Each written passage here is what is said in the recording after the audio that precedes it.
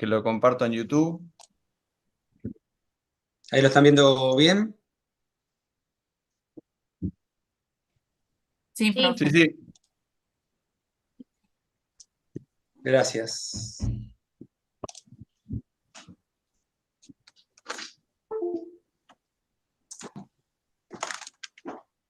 Ya estás grabando, Gastón, ¿eh?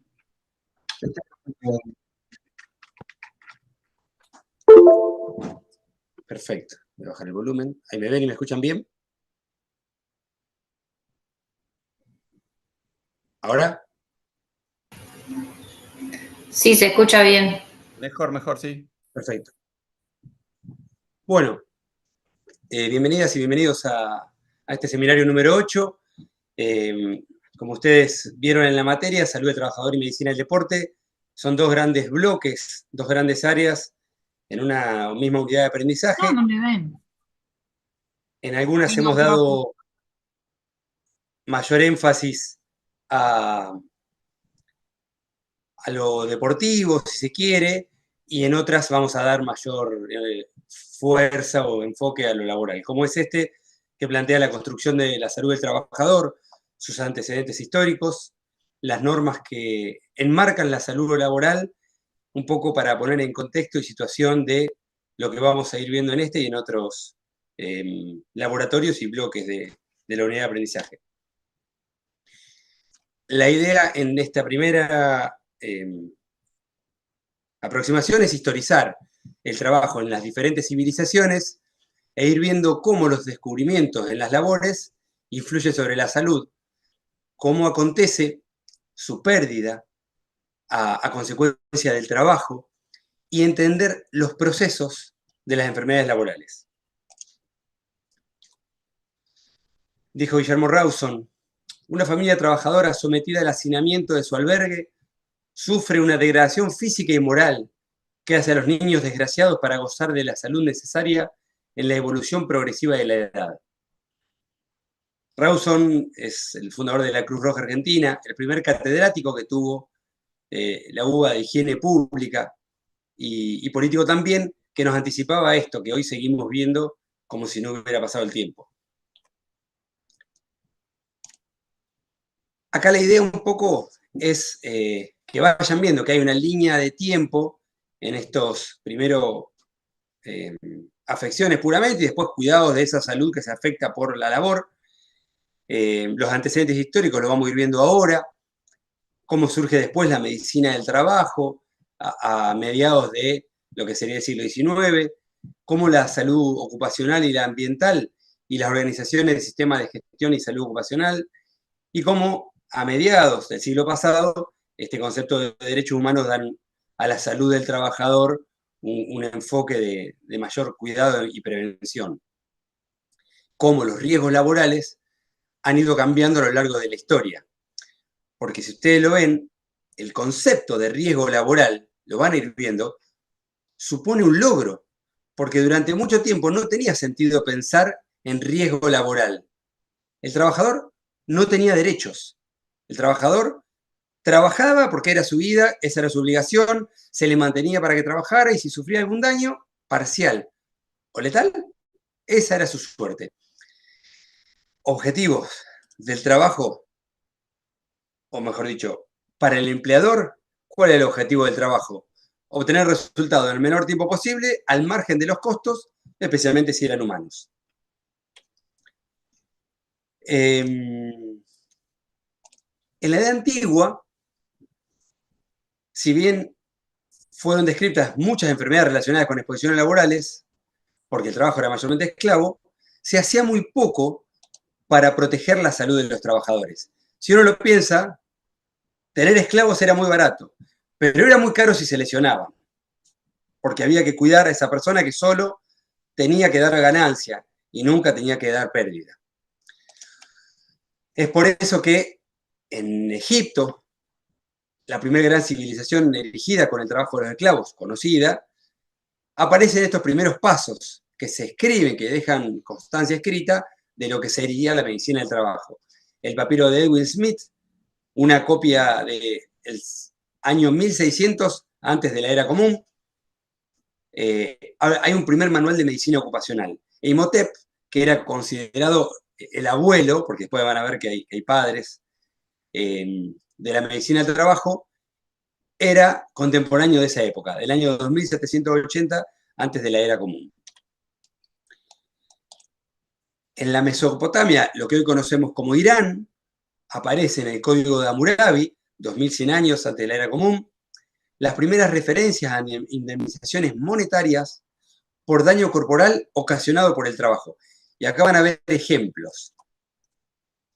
Si un ingeniero, a ver, esperen que me aparece acá un cartelito. Ah, bueno. Si un ingeniero hizo una casa para otro y no la hizo sólida, y si la casa que hizo se derrumbó y ha hecho morir al propietario de la casa, el ingeniero será muerto. Ahí ya las formas de cobro eran bien distintas a la época contemporánea. La ley del número 230 decía que si ello hizo morir al hijo del propietario, se matará al hijo del ingeniero. Si hizo morir al esclavo del dueño de la casa, dará el propietario de la casa esclavo como esclavo. Esta idea de que empieza a haber en los trabajos algunas consecuencias y empieza a haber por los trabajos algunos costes. Después, ya en lo que hoy conocemos como Grecia, la Grecia antigua, aparecen las primeras referencias escritas sobre la medicina del trabajo a través de Hipócrates, entre el 460 y el 370 antes de la era común. Se empieza a estudiar ya de manera más metódica las enfermedades que surgen en los esclavos, porque eran quienes trabajaban. Hipócrates describe un caso de intoxicación por plomo y enfermedades relacionadas a ciertas ocupaciones. Describe los metalúrgicos, los sastres, los jinetes, los labradores y los pescadores. Más adelante, en la era común ya, Plinio el Viejo, en el Imperio Romano, describe la naturaleza venenosa del plomo, del mercurio y del azufre, e identifica el uso de vejigas de animales que se usaban para prevenir la inhalación de polvo y humo de plomo. Plinio el Viejo, que es un estudioso, si se quiere, de la materia, que muere en la erupción del Vesubio, pero que había estado inhalando previamente también gases tóxicos, es parte de esta edad de bronce, en el periodo en donde se desarrolla la metalurgia de este metal, del bronce, al generar o al producir aleaciones entre el cobre y el estaño. Y en esta época entonces lo aéreo que no se podía identificar con claridad generaba consecuencias en la salud de los esclavos. Después sí, Galeno, médico, cirujano, filósofo del Imperio Romano, que describe las lesiones traumáticas y las enfermedades de los gladiadores. Si es que se podía considerar un trabajo esta idea del gladiador, él lo empieza a describir. Era un médico muy riguroso, al punto tal de que sus puntos de vista, sus estudios, dominaron toda la medicina europea más o menos durante 1000 años posteriores a él, en campos como la anatomía, la fisiología, la patología, la farmacología. Se me está olvidando alguno, pero dejó una impronta muy fuerte de su época a través de todo lo que es, después vamos a ver, la Edad Media. También reconocía la intoxicación por plomo, así como Plinio, y la exposición de los mineros del cobre a las nieblas de ácido. Después sí, entonces, la Edad Media, o lo que nosotros caracterizamos como esa Edad Media entre el año 476, cuando cae el Imperio Romano de Occidente, hasta lo que sería en 1492, la invasión, el descubrimiento europeo del continente americano. Esos 1016 años que se llaman Edad Media, ya hubo un enfoque más corporativo, tanto de los cruzados, del clero, gremios, artesanos, siervos de la gleba, en lugar de los esclavos. Acá es un cambio de época, los alquimistas y la toxicidad que tenían los metales. Y se empieza a ver que según el agrupamiento diferencial y articulando según oficios, lugares, hay diferentes consecuencias en las ocupaciones que llevan adelante las personas. Bien, la edad moderna, entonces, posterior a la llegada a América, en donde el auge de la metalurgia permite que se describan las primeras enfermedades relacionadas con los metales tóxicos y se comiencen a esbozar las primeras medidas de protección a los trabajadores. En Italia, que era un poco esta idea en el Renacimiento, ¿no? Era Italia el lugar primordial de este periodo, se sientan las bases de la medicina del trabajo y de la salud ocupacional actuales. Paracelso, en el siglo XVI, describe en De Morbis Metalci las enfermedades de los mineros, de los fundidores, de los metalúrgicos y las que se producían por el mercurio. Acuérdense que esta es la época de los alquimistas, ¿sí? En donde al mercurio se le daba una sobrevaloración, se diría con la mirada de hoy. Paracelso también describe la enfermedad pulmonar de los mineros que estaba atribuida al clima y a los vapores de las minas. Él lo describe con mucha precisión. En esa misma época, en Alemania, Giorgio Agricola publica De Re Metallica, de la minería y de los metales. Él describe enfermedades pulmonares por aspiración de partículas de polvo metal, efectuando algunas recomendaciones preventivas. Por ejemplo, en este texto hay una oración muy particular que decía que en las minas de los Cárpatos las mujeres se enviudaban hasta 7 veces, que es algo que no se puede, algo que no dije al principio, pero nos cuesta mucho con nuestra mirada del siglo XXI, con nuestra característica tan acotada, no es de ahora, pero hoy nos cuesta mirar fuera de hoy cómo se ha vivido, ahora lo vamos a ir viendo, a lo largo de la historia, los trabajos, sus consecuencias y las causas de las consecuencias. Cuando se atribuía a las deidades o a voluntades divinas, uno dejaba de investigar, dejaba de buscar las razones por fuera, ¿no? Si uno dicen que es por esto, lo pienso en los niños. Se le dice que es por esto y no preguntan más. Esa era un poco la explicación infantil de estas épocas, que impedían que se profundice. Ahí es cuando llega entonces el padre, si se quiere, el fundador de la medicina del trabajo, que fue, también en Italia, Bernardino Ramazzini. Él publicó en 1700 el primer tratado sobre enfermedades ocupacionales. Hoy hemos hablado de Imhotep como el abuelo de la medicina laboral. Este es el padre. De Morbicus Artificum Diatriba fue el primer libro importante sobre enfermedades profesionales e higiene industrial.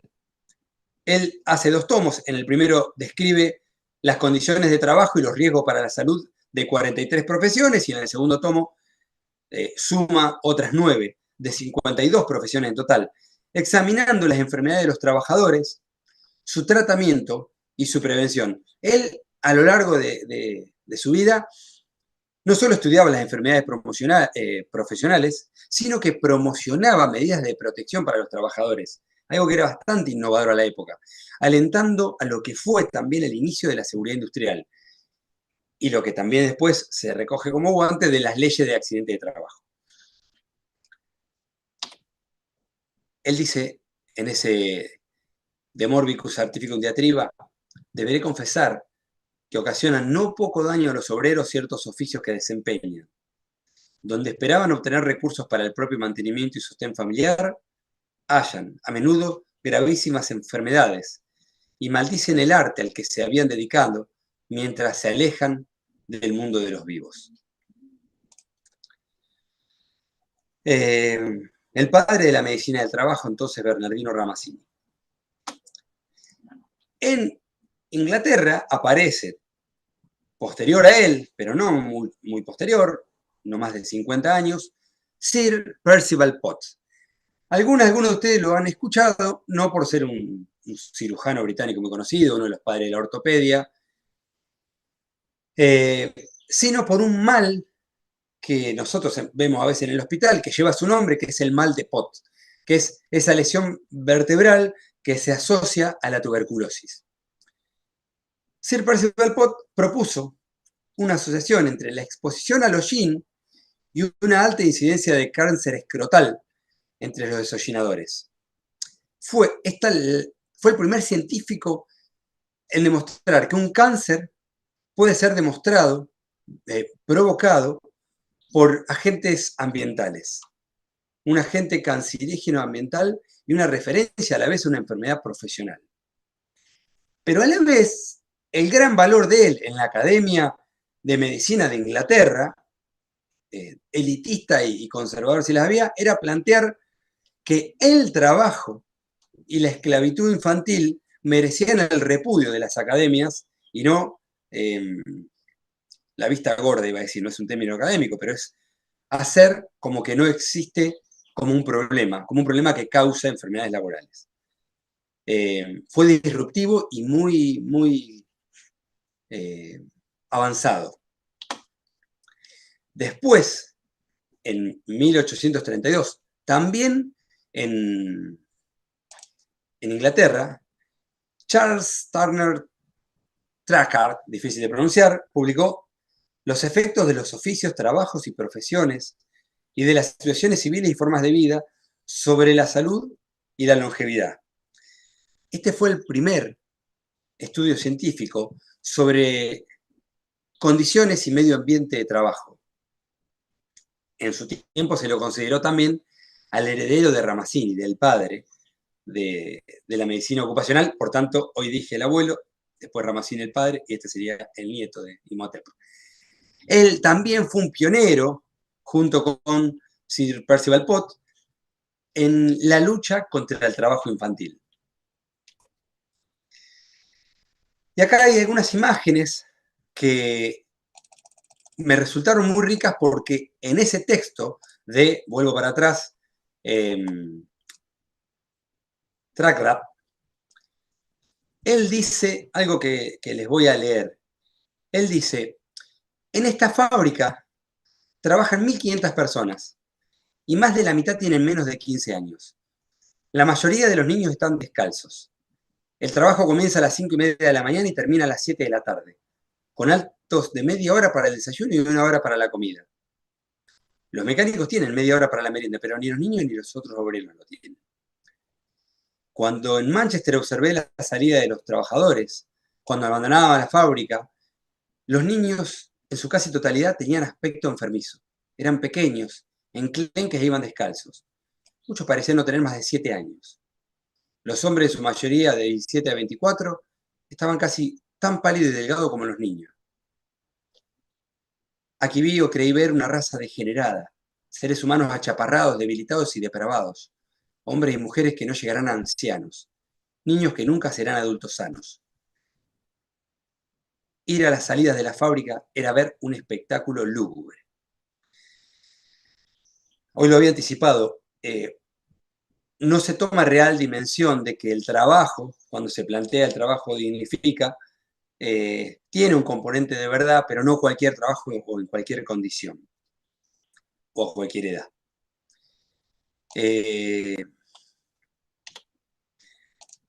También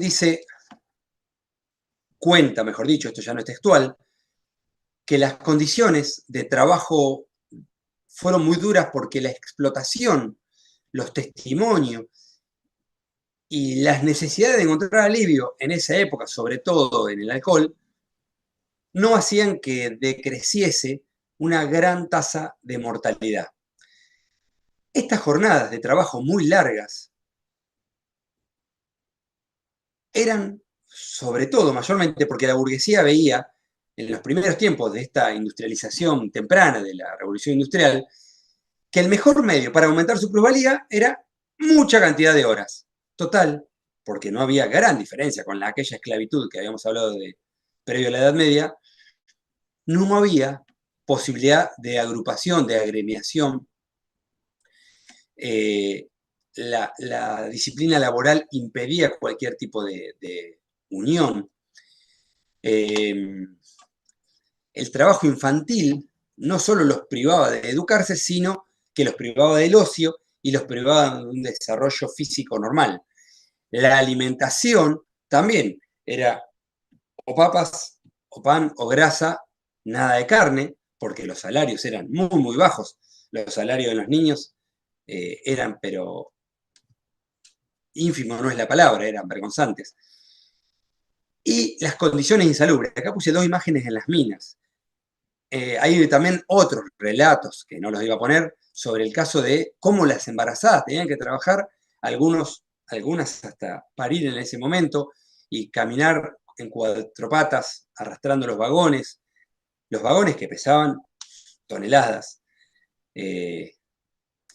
Eran condiciones realmente muy, muy, muy, yo les llamo esclavistas, seguramente me van a corregir, pero cuando las huelgas estaban prohibidas, las agrupaciones estaban prohibidas, el reclamo estaba prohibido, no había seguro de enfermedades, no había accidente, no había jubilación.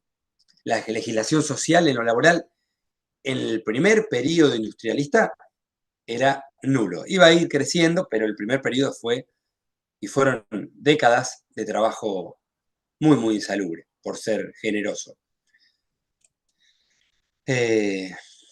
Bien. Ya en la edad contemporánea, en el siglo XIX, posterior a esto que yo les contaba, se dan los primeros pasos de la epidemiología ocupacional. Ahora vamos a ir viendo. Del estudio de las condiciones y medio ambiente del trabajo y de la sociología del trabajo. Con la Revolución Industrial, en Inglaterra, nace lo que les decía recién, progresa, hace su aparición la medicina del trabajo. Ya después, el siglo XX, es el siglo de la salud ocupacional y las organizaciones internacionales que empiezan a desarrollarse, y este siglo XXI encuentra en desarrollo el modelo de la salud del trabajador. Ahora vamos a hablar de esto. Robert Baker, también inglés, 1830, se convirtió en el primer médico de fábrica de la historia e inventor de la medicina del trabajo moderno. El trabajo de él, no lo voy a leer porque está en inglés y se lee muy chiquito, pero es esta idea, ¿no? De que la medicina del trabajo como especialidad médica surge y se expande como modelo unidisciplinar hasta principios de la primera mitad del siglo XX, del siglo pasado, junto con la expansión del sangriento Imperio Británico en todas sus colonias. ¿Quién aparece acá? Edwin Chadwick, que en 1842 publica el Informe sobre las condiciones de la población obrera en la Gran Bretaña, contemporáneo y cercano a Karl Marx, que también hace sus descripciones sobre las condiciones del trabajo, cada cual desde su enfoque, pero el de Chadwick fue el primer informe sobre sociología del trabajo. Al año siguiente se publica en Inglaterra, se me fue el nombre, Un fantasma recorre Europa, ahora me acuerdo. Bueno, que era de Marx y Engels. Esta idea de que ya en 1842, con mucha potencia, comienza a describirse la sociología del trabajo de manera exquisita, sobre cómo el estado sanitario de la población era secuela de los trabajos y de las formas de trabajar. No obstante, en simultáneo, uno tiene que pensar o preguntarse cuáles eran las expectativas que tenían los empresarios respecto del servicio de medicina del trabajo durante la Revolución Industrial. Los empresarios planteaban que debían ser servicios dirigidos por médicos de entera confianza del empresario, dispuesto a defenderlo ante los gremios y el Estado. Deberían ser servicios centrados exclusivamente en la figura del médico, con actuación en los locales del trabajo. La prevención de los daños a la salud resultantes de los riesgos del trabajo debería ser tarea eminentemente médica. Y esto es lo más lindo. La responsabilidad por la ocurrencia de los problemas de salud era transferida exclusivamente al médico, resguardando al empresario. Así cualquiera por una empresa, pensarán hoy. Bueno, esto es lo que imperaba a mediados del siglo XIX en Inglaterra y sus países satélites. ¿Qué hacía? ¿Cómo contribuía el médico de fábrica? Bueno, seleccionaba a los más aptos para el trabajo, hacía control del ausentismo, hacía atención médica en la empresa, con un solo objetivo: que el trabajador retorne rápidamente a su puesto a fin de sostener la productividad. Si ustedes lo miran, creo que está todavía como material de la unidad de aprendizaje, Tiempos Modernos, la película de Chaplin, es excepcional porque un poco esto lo muestra, un poco no, muestra muchísimo de esto con la clave de humor de Chaplin. Bueno, y entonces, ¿quién llega? Henry Ford, que en los Estados Unidos y a principios del siglo pasado, plantea que el cuerpo médico es la sección de la fábrica que más lucro le daba. Al dueño de la Ford, al fundador, le resultaba muy lucrativo que el cuerpo médico esté presente. ¿Por qué? Porque él buscaba empleados sanos. Buscaba empleados sanos porque era un buen empleador, frío. Le permitían mejorar, sostener y mejorar su rentabilidad, porque lo único que le interesaba al fordismo era la rentabilidad. Acá entonces, esto que dice abajo, la medicina del trabajo en esta época fue la gran aliada de la administración científica del trabajo a principios del siglo XX, intentando adaptar al trabajador a su trabajo y no el trabajo al trabajador. Es un modelo, como vamos a ver después, antiergonómico. La medicina del trabajo, entonces, nace como un modelo unidisciplinario que consideraba al trabajador como un objeto más del proceso productivo y cuya única meta era disminuir el ausentismo para aumentar la productividad de las empresas. Con esta observación que hago, que si uno lo piensa es triste, pensado en las mayorías de aquella época, que eran los trabajadores, empresarios había uno por cada cientos, miles, aparece esta imagen, que a mí me resulta muy rica, que les quería compartir también, que es una de las imágenes de Berni, que era quizá el pintor argentino que más cruda e irónicamente mostraba la realidad social de su época, en tiempos en que la pobreza y la miseria fueron un tema principal. Otra más, sí, una realidad que él denunció hasta que dejó de pintar, hasta que murió.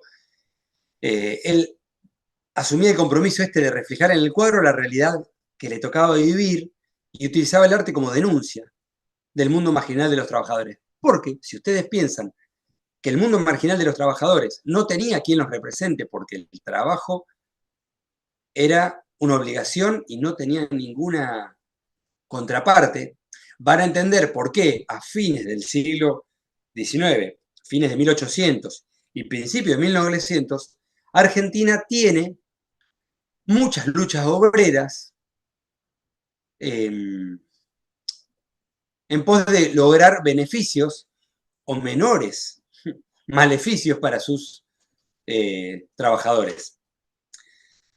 En ese contexto es que aparece el abogado y médico Juan Vialet Macé.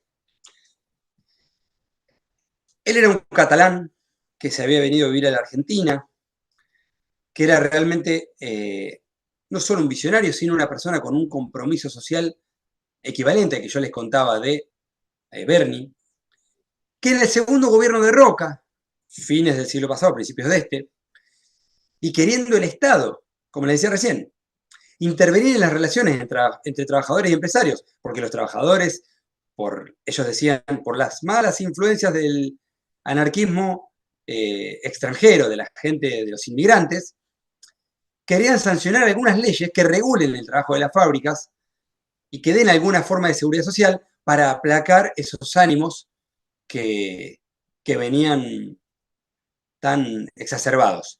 Y entonces ocurre que Joaquín González le pide a Vialet Macé, para poder hacer una ley nacional del trabajo, un informe. Él hace un informe en donde presenta evidencias y propuestas para redactar esta ley nacional del trabajo, que fue mucho más allá de lo que le pedían. Él hace, en 2 tomos, el informe sobre el estado de la clase obrera, que fue por sobre todas las cosas esto es central en esta materia, en esta unidad de aprendizaje en la Argentina, porque es un trabajo que se replicó, o mejor dicho, que se recogió en muchísimas legislaciones de Hispanoamérica. Hay un compromiso ético con la cuestión social sobre el trabajo obrero. Él era muy respetuoso, Vialet Macé, hacia la producción científica del conocimiento. Él desarrolla un tremendo trabajo de campo que garantiza no solo la credibilidad de lo que él estaba haciendo, sino su ecuanimidad, su valentía, su patriotismo, aún no siendo oriundo de la Argentina, y hasta la poesía. Uno cuando lee cómo describe el estado de la clase trabajadora a lo largo de gran parte de nuestro país, demuestra también la medida de nuestra ignorancia. Y esta idea de que se planteaba, él investiga y descubre que se planteaba como novedad las 8 horas, que incluso era el reclamo de los trabajadores, que venía presente en las leyes de India de, ¿se acuerdan? 1593, creo. Aquí hay una imagen muy linda. Los obreros sastres queremos 8 horas de trabajo, 8 horas de instrucción y 8 horas de descanso. ¿Cuánto tenemos que aprender 100 y pico de años después de esta idea de 8 horas de instrucción? El proyecto de ley, entonces, ¿qué quería? Por un lado, apaciguar la crisis social, ¿no? Garantizarle a los trabajadores que se van a ver limitados los abusos sobre ellos. Y a la vez, sintonizar con lo que Vialet Macé había escrito con fines prácticos, que él decía que no lo movían anhelos de teorización, sino buscar ideas prácticas de progreso positivo. Estamos en la época del positivismo, ¿no? Y que urgía, dice, una ley de trabajo, que se abolan, no sé cómo se dice, ¿no? La abolición de la ley del vale, ¿se acuerdan? La ley no, del vale como idea de pago. La forestal pagaba así, la Patagonia, se me fue el nombre de las grandes estancias del sur, pagaban con vales, no con dinero, para ir a consumir en la propia proveeduría. La prohibición de trabajos de niños, el trabajo de noche, como si fuese lo mismo, una jornada racional, un descanso semanal, todo eso que era impensado en la Argentina a fines del siglo anterior, a principios del siglo pasado, se empieza a poner no solo sobre la mesa de la discusión de los gremios, sino sobre el Estado. Más allá de que Irigoyen, que era quien siguió después a esos periodos, lo vio como muy ambicioso y reprimió y de manera muy sangrienta muchas de estas manifestaciones. La Semana Trágica, la Patagonia, la matanza en la forestal. Bueno, pero de Vialet Macé esta idea, ¿no? De que él demostraba que la salud y la calidad del trabajo dependían de las condiciones del trabajo y de las condiciones de vida de la población obrera. Dicho esto, el cerrado de paréntesis de la Argentina propiamente, volvemos a esto. A nivel mundial, ¿qué pasa acá? Acontece la Primera Guerra Mundial. Después de la Primera Guerra Mundial, se firma, o en simultáneo con la finalización, o previo, y garantizando la finalización, la tregua de la Primera Guerra Mundial, se firma el Tratado de Versalles, en abril de 1919. Y se funda, o se da el pie para crear la Organización Internacional del Trabajo, que tenía 2 objetivos. Por un lado, lograr la expansión global de los derechos de los trabajadores, porque piensen que cada país estaba librado a su suerte, y acá se empieza a universalizar la idea de organización y la idea de derechos de los trabajadores. Y a la vez a atenuar, porque la Organización Internacional del Trabajo buscaba también atenuar que la causa de las revoluciones obreras que sacudían a todos estos países se atenuaran, perdón por la redundancia. Eso se da como premisa a principios de la Primera Guerra Mundial. Pero ¿qué pasa? Entre la Organización Internacional del Trabajo y diciembre del 48, en donde se firma la Declaración Universal de los Derechos Humanos, hubo otros muy grandes quiebres históricos, porque aparecen nuevos actores en Eurasia. Ustedes piensen que la Unión de Repúblicas Socialistas Soviéticas fue un quiebre a la forma de pensar el mundo hasta ese momento. La bipolaridad empieza a tomar un lugar. Aparecen quiebres sociales, quiebres políticos, cuando nacen movimientos fascistas, junto a muchos genocidios en las colonias de las periferias del mundo occidental y cristiano, y quiebres económicos, como por ejemplo la gran crisis del año 29, el crack del 29, que hace que todo el mundo conocido tenga que revisarse. Entonces, a eso se le suma que entre septiembre del 39 y julio del 45,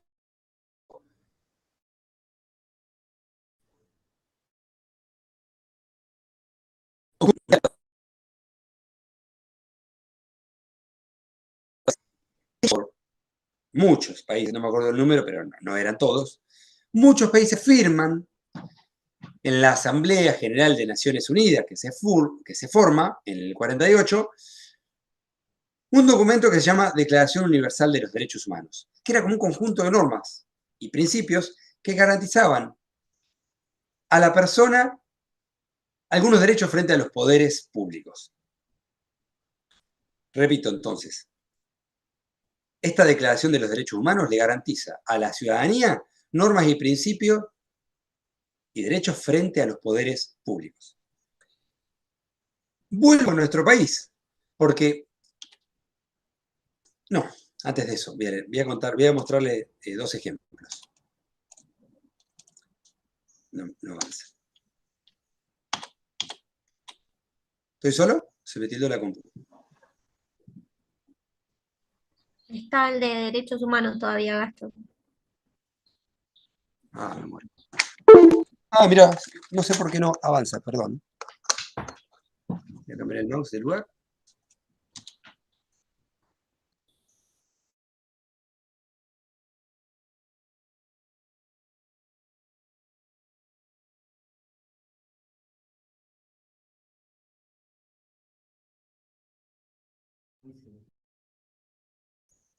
Perdón, un segundito, alenteciendo esto. A ver. Está derechos humanos todavía, ¿no? Sí, pero se ve que estás moviendo. Un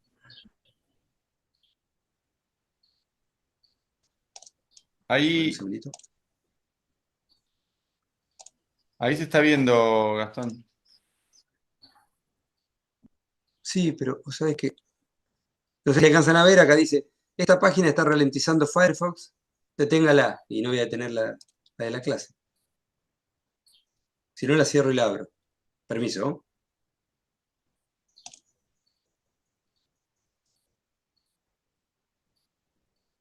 Ahí pasó todo junto. Ahí pasó. Sí. Me spoileó la mitad de la clase.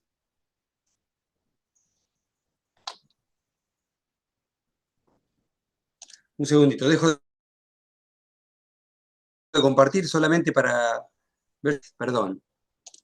Creo que veníamos bien.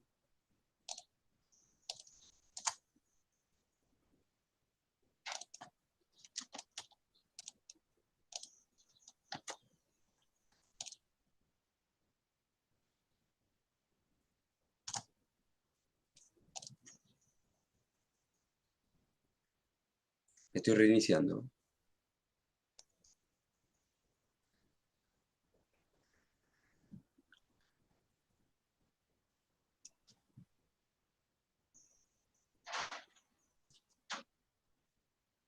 Ahí está.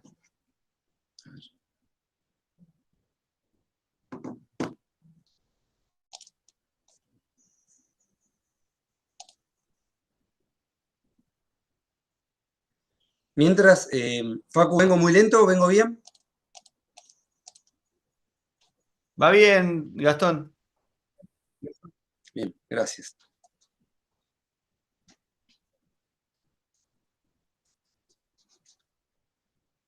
Está arrancando.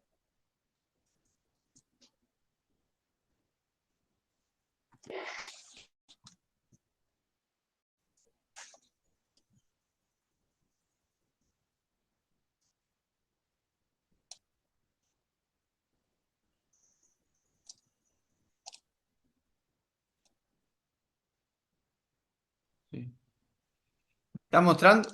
¿Vas a mostrar algo, Gastón? No, todavía no, ahí estoy por compartir pantalla. Pasa que estaba Perfecto, abriéndolo dale. primero antes de Dale, hacerlo dale. lento. Pantalla completa, permitir. Estoy. ¿Ven ahí?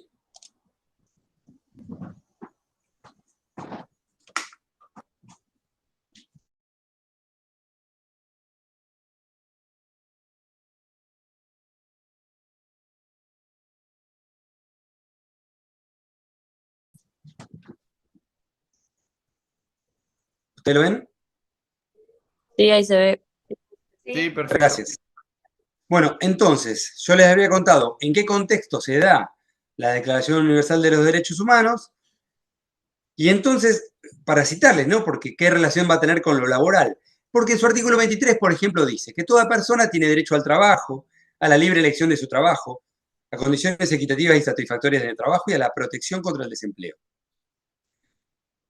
Artículo 24, toda persona tiene derecho al descanso, al disfrute del tiempo libre, a una limitación razonable de la duración del trabajo y a vacaciones periódicas pagadas. El 25, fíjense ahora cómo se relaciona con nuestra legislación. Toda persona tiene derecho a un nivel de vida adecuado que le asegure, así como a su familia, la salud y el bienestar, y en especial la alimentación, el vestido, la vivienda, la asistencia médica y los servicios sociales necesarios. Tiene asimismo derecho a los seguros en caso de desempleo, enfermedad, invalidez, viudez, vejez u otros casos de pérdida de sus medios de subsistencia por circunstancias independientes de su voluntad. Esto, yo les había mostrado recién, fue escrito el 10 de diciembre de 1948. No sé si les suena conocido, pero meses después, en Argentina, se incluye todo esto, casi textual en algunos fragmentos, en la reforma de la Constitución Nacional, que fue la reforma del 49. Bajo el gobierno del general Juan Domingo Perón, le incluyen esta declaración en algunas partes por completo. ¿Qué decía? Que la idea era incorporarse derechos humanos de segunda generación, laborales y sociales, la igualdad jurídica del hombre y la mujer, piense que la mujer empezó a votar, los derechos de la niñez y la ancianidad, la autonomía universitaria, bienvenida hoy más que nunca, la función social de la propiedad y un montón de otros derechos. Bueno, 10 de diciembre, la Declaración de los Derechos Humanos, en el 49 se legisla la declaración, la Constitución. Es una Constitución que, no sé si lo saben todos de todos, pero en el año 56, la dictadura de Aramburu la deroga y deja la Constitución que tenemos hoy día, con las modificaciones del 94, le deja un solo artículo. De toda una Constitución y sus derechos humanos de segunda generación, dejan el 14 bis, que es el que conocen, que es como un resumencito, porque hubo discusiones muy interesantes. Se va a derogar toda una Constitución, pero no se puede retroceder tanto porque el pueblo también había reconocido como derechos la vacación paga, por ejemplo. Entonces, bueno, se puso ¿cómo se dice? Un artículo, un bis, el 14 bis que todos conocen. Acá acabo de leer que puse organización. Ustedes saben que es la Organización Mundial de la Salud. Ahí está la vara de Asclepio, ¿no? Es esa vara de la mitología griega que tiene el poder de curar todas las enfermedades como parte del logotipo. También esto es parte de esas organizaciones que la Organización de Naciones Unidas fundan en el año 48. También fue todo como muy abarcativo. Ustedes piensen que en muchas de estas organizaciones, incluida la OMS, países como por ejemplo lo que hoy es Rusia, la Unión Soviética, la Unión de Repúblicas Socialistas Soviéticas, en gran mayoría de estos estatutos no firman porque había muchas obligaciones que tenían una intencionalidad. No obstante, también en esta Organización Mundial de la Salud se fundan nuevas como ramificaciones que tienen que ver con lo laboral.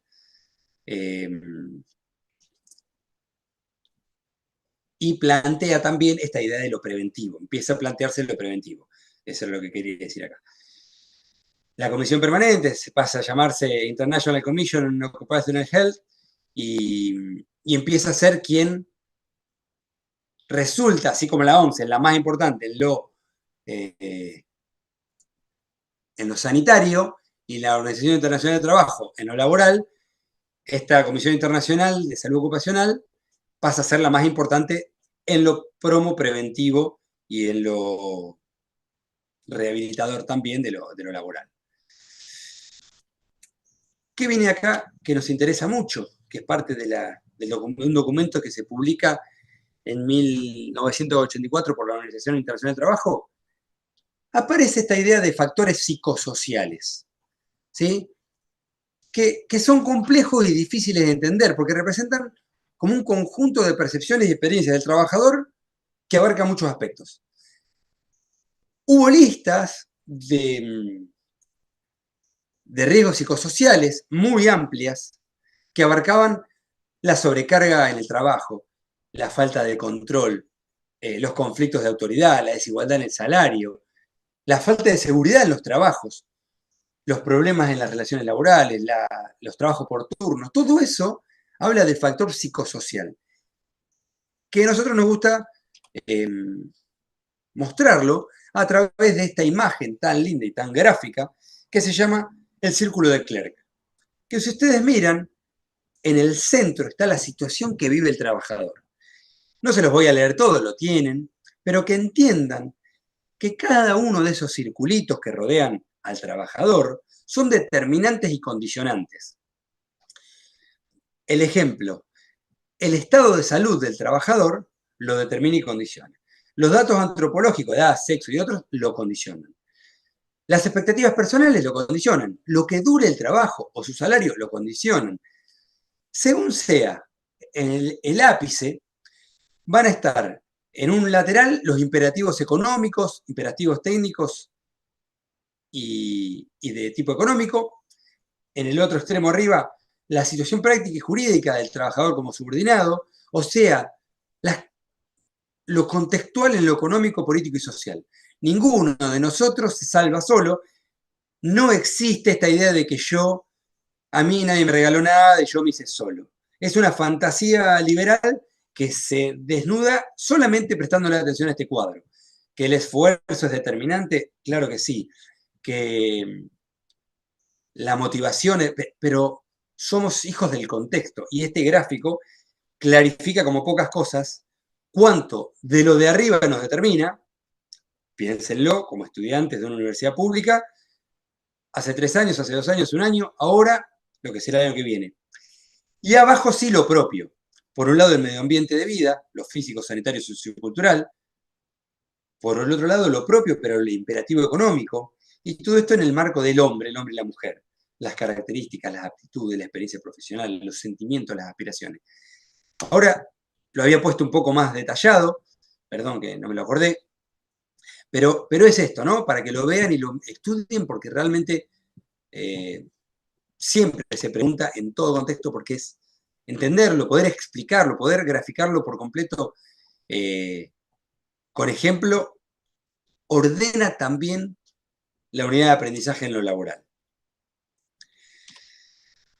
¿Qué se hizo necesario entonces? Que interactúe la medicina, que era unidisciplinar, que interactúe con otros saberes y habilidades para que sea una actuación más efectiva en la prevención de las enfermedades profesionales y los accidentes de trabajo. Esto ya es bien siglo XX-XXI, en donde aparece en el centro de la salud ocupacional y un montón de disciplinas que impactan y la atraviesan.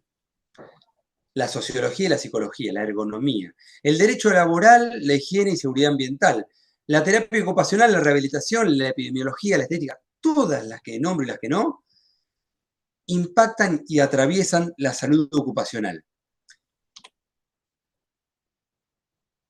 Y acá se ve de manera gráfica que todo trabaja sobre todo. Todas estas áreas transversalizan los saberes propios y ajenos en pos de mejorar la salud del trabajador. Este abordaje preventivo multi e interdisciplinar, enfocado al desarrollo sustentable y a la mejoría de las condiciones los puestos, los procesos, los ambientes y la organización de trabajo constituyen el marco conceptual de la salud ocupacional. Ese grafiquito es también un poco otra forma de mostrar lo que el círculo de Clerc resume, ¿no? Medio ambiente en un extremo, la justicia por el otro, la seguridad industrial, la higiene y la medicina del trabajo, todos articulados y en contacto y determinándose y condicionándose. ¿Cuáles son los objetivos de la prevención en la salud ocupacional? Asegurar equidad en salud, salud para todos. Sumar vida a los años, mejorar la calidad de vida de los trabajadores. Sumar años a la vida, reducir la mortalidad de los trabajadores. Sumar calidad a la vida, reducir la morbilidad de los trabajadores. ¿Y cuál es el rol del médico del trabajo dentro del marco conceptual de la salud del trabajador, de la salud ocupacional? El médico del trabajo es un integrante más del equipo multidisciplinario de salud ocupacional, cuyo ámbito fundamental de trabajo son los servicios médicos en el trabajo. ¿Cuáles son las limitaciones de la salud ocupacional? Bueno, que aborda a los trabajadores como objetos expuestos a agentes de riesgo presentes en el ambiente, y su objetivo fundamental es controlar dichos agentes a fin de prevenir el daño a la salud y al ambiente. Este abordaje va a ser siempre insuficiente para comprender el modelo multicausal de las enfermedades relacionadas al trabajo y a las enfermedades crónicas. Por ello, en 2007, la Asamblea Mundial de la Salud, en el punto 12.13 del orden del día, en mayo del 2007, plantea un plan de acción mundial de la OMS sobre la salud de los trabajadores. ¿Cuáles eran los objetivos primordiales o principalmente qué fue este plan de acción? Establecer niveles básicos de protección sanitaria en todos los lugares de trabajo para disminuir las desigualdades en la salud entre trabajadores y entre países y fortalecer a la vez el fomento de la salud en el trabajo. Y, por otro lado, la otra gran novedad o el gran objetivo era garantizar el acceso de todos los y las trabajadoras a servicios de salud preventiva y vincular la salud ocupacional con la atención sanitaria primaria. Deuda que todavía en nuestra ciudad mantenemos desde nuestros centros de salud. Acá Aquino hace este chiste de mandamos todos los días a un padre para que esa maldita oficina nos devuelva esto. La salud del trabajador, porque Aquino lo retrataba fabuloso con humor, pero no deja de ser triste. La salud del trabajador requiere un importante compromiso de las ciencias sociales en el campo de la salud, una participación muy activa de los trabajadores y los sindicatos, para que de ser objetos pasemos a ser sujetos de derecho laboral, para que podamos humanizar los diferentes trabajos que estén en nuestra cercanía o a nuestro alcance y lograr siempre también un abordaje transdisciplinario. La medicina del trabajo en el siglo XXI y el rol del médico del trabajo, para enfocarlo bien. Finalmente, ¿qué es la medicina del trabajo en el siglo XXI?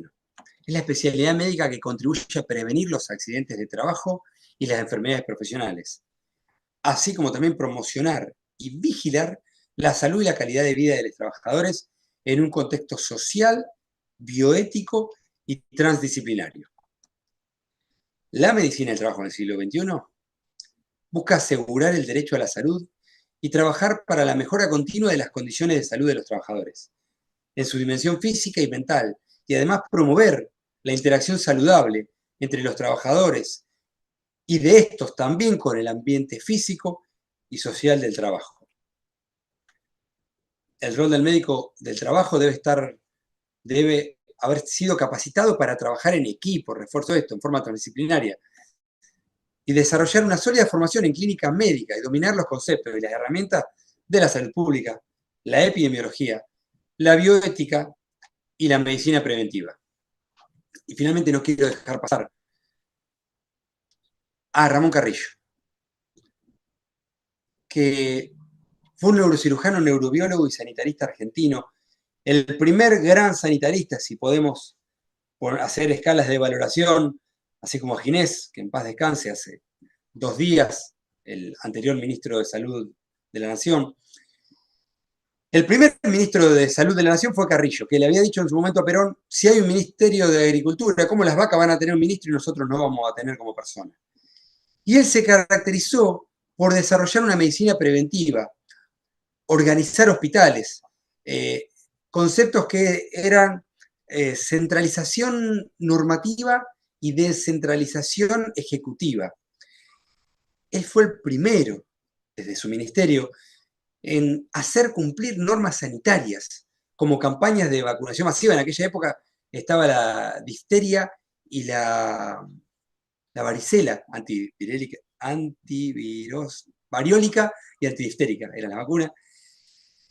Y la obligatoriedad, esto también, que se recogió en las asignaciones universales, pero estamos hablando de 1948. Presentar certificado de la vacuna en las escuelas para realizar ciertos trámites, te pedían el carnet de vacunación.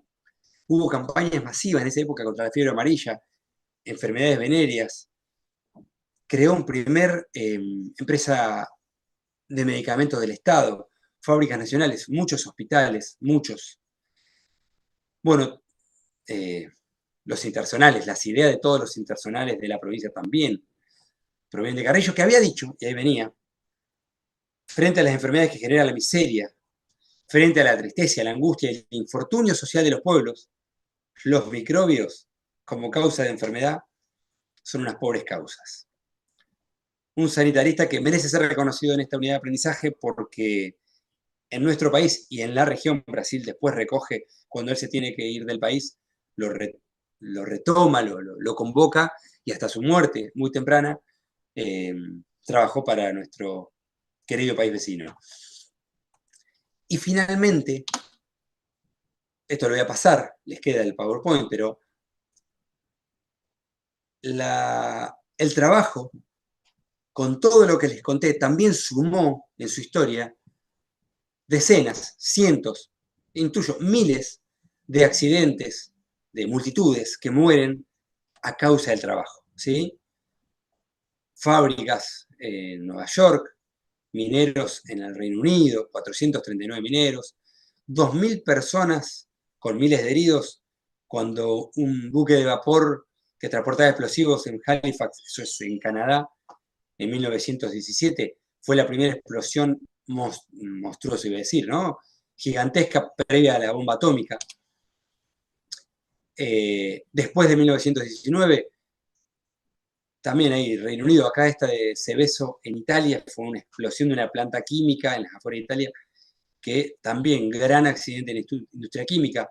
Bhopal, que es un estado en el centro de la India, una planta de pesticidas en Madhya Pradesh, liberó más de 30 toneladas de isocianato de metilo que afectó más de 600.000 personas. Los números son descomunales. Y miles y miles han quedado secuelares. De Chernobyl, mucho no contarles, porque es la más importante de las explosiones nucleares, 100 veces más grande que las bombas atómicas de Nagasaki y Hiroshima. No es que mató a 31 personas o miles murieron después, sino que siguen apareciendo muertos y sobre todo secuelas radiactivas en esa región de lo que es Ucrania por aquella explosión. Los mineros de Chile fueron 33 que después, por suerte, por fortuna y por éxito y mérito de las empresas que los rescataron, se salvaron. Fukushima, hubo muchos. Bueno, miles de personas en Bangladesh, y la última acá cerca en Brumadinho, una minera que se rompe un dique de contención y se llevó con ella 300 personas, y así, y así, y así. ¿Qué digo con todo esto? Que cuando tengamos acceso y la posibilidad de ser médicas y médicos laborales y estemos en contextos de prestar la debida atención a los cuidados de los trabajadores, sepamos que las consecuencias que podemos evitar y la posibilidad de garantizarle acceso a la salud integral a las personas puede ser mucho mayor de lo que dimensionamos. Bueno, acá había una imagen linda que era Linda por lo feo, ¿no? Cartel de prohibido fumar y hay uno fumando, una chica llevando las cajas, un matafuegos sosteniendo una puerta, una parada arriba de una banqueta, uno que abre cajones y el cajón de arriba le va a pegar en la cabeza, un cable cruzando todo el camino, una salida de emergencia tapada, una persona basculando como hacemos todos en la silla, uno agachándose a recoger cajas sin ningún cuidado. Solamente lo que les pude mostrar es esto, pero hay mucho más, ¿no? Y la despedida con Homero, con esta idea de que los peligros pueden ocurrir en el entorno de la oficina, ¿no? Y por mala ergonomía, por puertas abiertas, gabinetes, cables no marcados o señalizados. No sé si hay lugar para preguntas. De mi parte, muchísimas gracias por la atención y la paciencia.